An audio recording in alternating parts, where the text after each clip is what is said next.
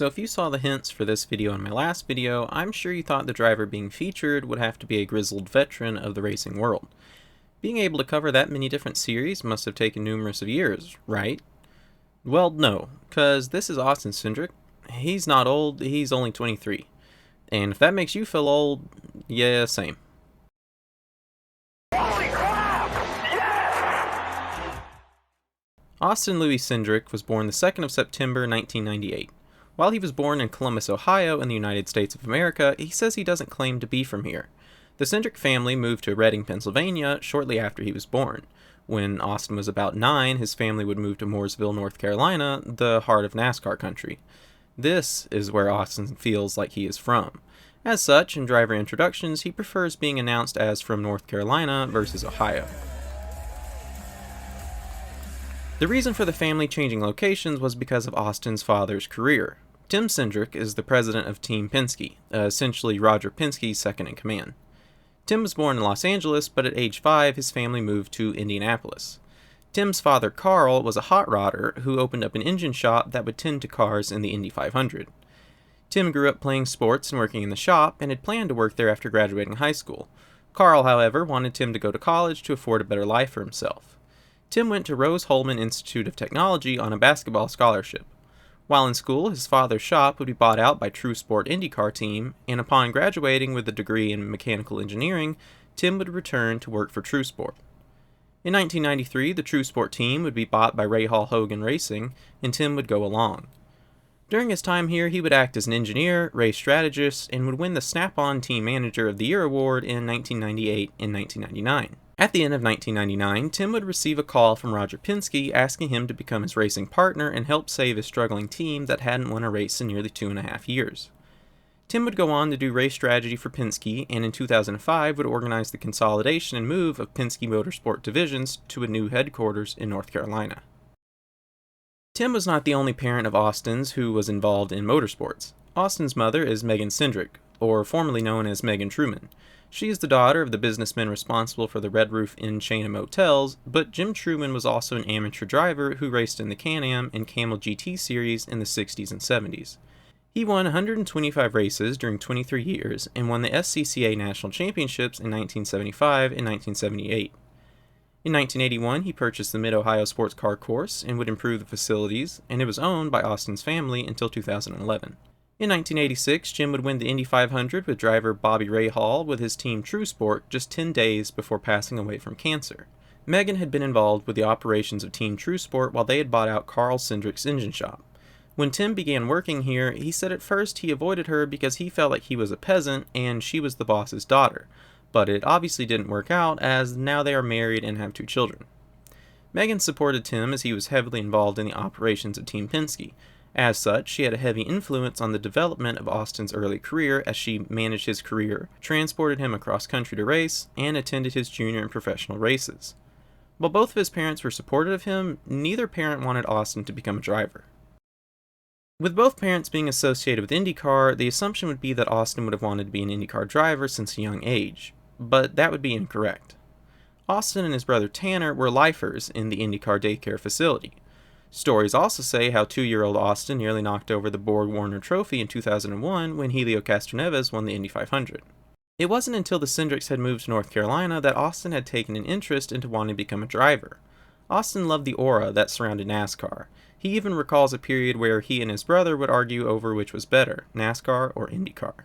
At age 9, Austin had decided he wanted to become a race car driver. His father remembers how a very serious Austin would stop him in the hallway and tell him that they needed to have a life-changing discussion.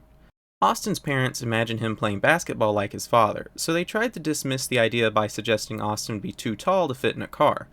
Austin promptly reminded them how Michael Waltrip and Justin Wilson were both taller than his father, and they were racers. His parents hoped the idea would blow over, but when Austin didn't change his mind, they started to explore the idea further.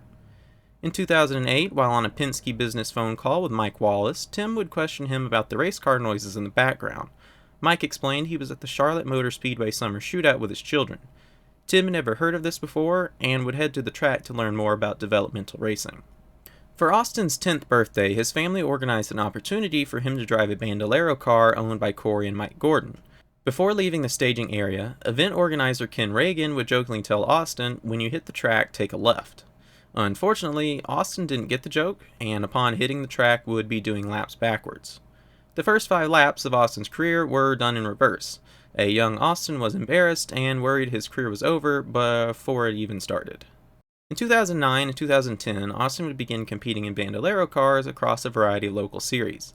Austin says coming into these series at a relatively older age meant there was a large gap between him and the others who had been driving karts since a young age. He feels this was good because it meant he had to bring his own skill level up higher to meet the level of already experienced drivers. His father saw this as a way to push his son to see if he had the talent to realistically pursue this venture. In 2011 and 12, Austin would start racing legend cars. He would see success in the 2012 Concours Speedway Legend Series with 4 podiums and a victory. Every time Austin found himself becoming competitive, he would move up a series. He said this was good for development, but meant he never got the opportunity to dominate a series. After Legends cars, Austin wanted to do something different than late models, so he attended the Skip Barber Racing School in Atlanta, and it went well. As a result, he competed in the Skip Barber Formula 2000 Winter Series and would get 5 podiums and 3 victories in 12 races. He would finish 8th in the points, 2 places behind Colton Herta, but 3 places ahead of Santino Ferrucci. After this, the logical next step was Formula Ford. At only age 14, Austin did not meet the requirements of the SCCA, so he changed governing bodies and joined the Road to Indy USF 2000 series, becoming the youngest driver in series history. Having engineers, trained personnel, and talking about a car in terms of oversteer and understeer instead of loose and tight was a very different culture than what Austin was experienced with. In 2013, he would compete in the Cooper Tire USF 2000 and Winterfest Championships with his father's rival IndyCar team, Andretti Autosport. The next year, Austin would compete in the same series again with Pabst Racing and would achieve a podium finish. He would also test a rallycross car a few times and a Pro Mazda car for Juncos Racing. He says the test went pretty well, but it was determined he was too tall to fit safely into the car and would not be allowed to race. These tests would split Austin's career. He would move to make a start with the mid-pack team Racers Edge Motorsport in the Continental Tire Sports Car Challenge, driving their Ford Mustang. In his first qualifying attempt, he would attract the attention of factory team Multimatic Motorsports by out-qualifying both factory Mustangs. He also made his rallycross debut at the 2014 X Games in Austin, Texas, where he would draw the attention of Oldsberg MSE by getting a bronze medal in his first attempt. Austin would get the opportunity to race for Multimatic Motorsports in 2015. At only age 16, he and his teammates helped develop a new car, and when it was unveiled later that year, Austin took the first win in the new Mustang, finishing the year with 1 victory and 2 podiums. He would also pilot a Lamborghini for Team Blancpain Racing in the Pirelli World Challenge Series a few times, getting a pole and a second-place finish at Mid-Ohio Sports Car Course. In addition, Austin would become the youngest competitor in the Bathurst 12-hour event at age 16, driving a Mercedes GT3 for Erebus Motorsports. At the same time, Austin had collected 4 victories and 8 podiums in the Red Bull Global Rallycross Lights for Oldsberg MSE. He entered the last round of the season in the championship lead by 3 points. However, after a first-lap collision and his worst finish of the year, teammate Oliver Eriksson would take the championship. This year would also see him return to oval racing, leading laps in 2 races for Penske in the ARCA Menard Series. He also made starts at Martinsville and Phoenix for Brad Keselowski Racing in the NASCAR Truck Series. This year was hectic. Austin can remember doing a stint at Lime Rock Park in the Mustang, flying to a rallycross race in Detroit, and finishing the day with 2 podiums in 2 places with 2 cars. But he says a busy race car driver is a happy race car driver. However, 2016 would start with an unhappy race car driver. After Chevy and Nissan canceled their factory operations, the Ford Multimatic team did as well. Austin made a deal with Change Racing to act as a 5th driver during the Daytona 24 Hours. He would drive the Lamborghini on Sunday after the other 4 contracted drivers, but the engine of the Lamborghini didn't make it to Sunday. After working out a sponsorship deal, he would compete for Erebus Motorsports again in the Bathurst 12 Hours. This led to a connection with McLaren, in which he would end up driving for K-Pax Racing with Flying Lizard Motorsports in the 2016 Pirelli World Challenge, netting 3 poles and 3 podiums at rounds in Mid-Ohio and Sonoma. He also got the pole and victory in 2 K&N East races at VIR and Watkins Glen. He would also make 4 ARCA starts, getting a pole, a victory, and 2 second-place finishes. He rounded off the year with 4 more starts for Brad Keselowski Racing in the NASCAR trucks. In 2017, at age 18, Austin had to decide between sports cars with McLaren or NASCAR trucks with Brad Keselowski. Due to the young age shift in NASCAR, Cindric felt this offer was time limited. He was a bit inexperienced, and it showed, but by mid-year, Austin was a consistently top 5 truck. He was too far back in championship point standings at this point until an opportunity came at Canadian Tire Motorsports Park late in the year.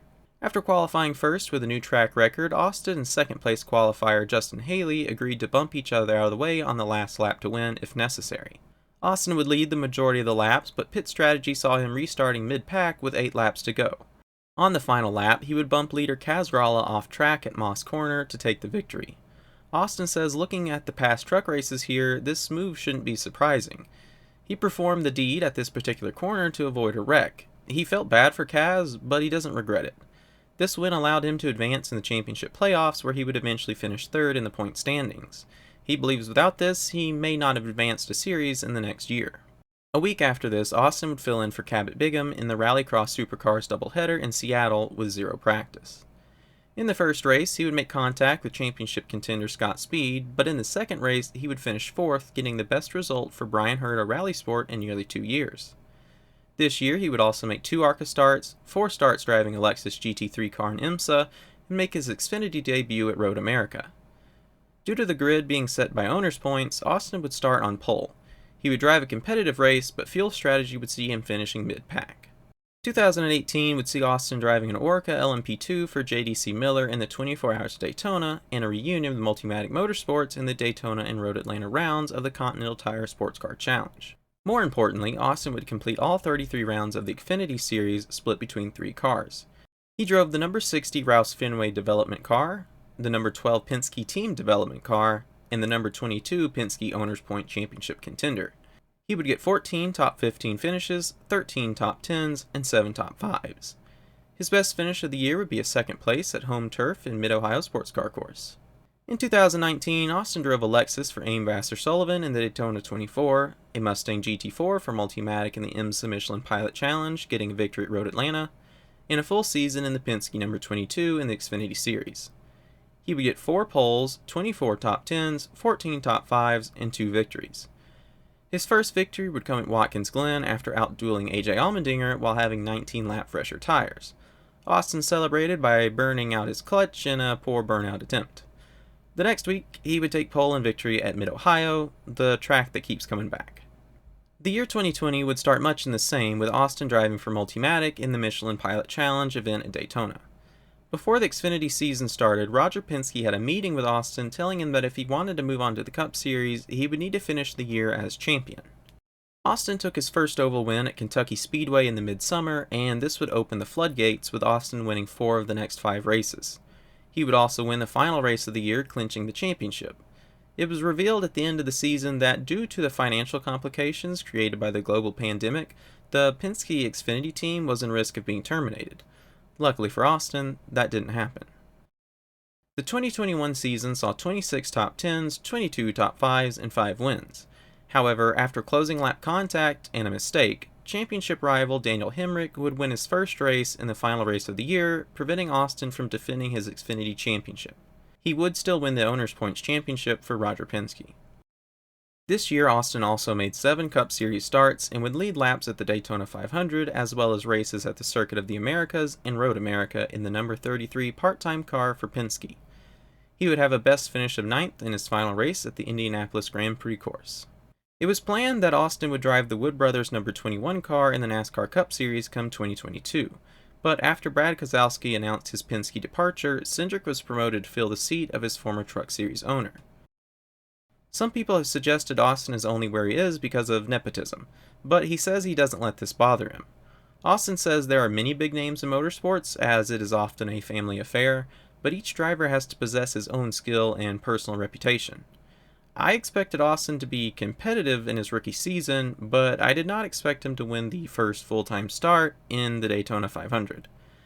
I do think he's going to be competitive in the NASCAR Cup Series for many years to come, and if he's not there, he'll be found in sports cars, or rally cars, or GT3, or who knows what. But we do know where my next driver can be found, in IndyCar, or sports cars probably. He is a champion, a proud father of Norman, and could probably correctly bag your groceries if you asked him nicely enough. But for now, thanks for watching, and I'll see you next time on Driver Profiles.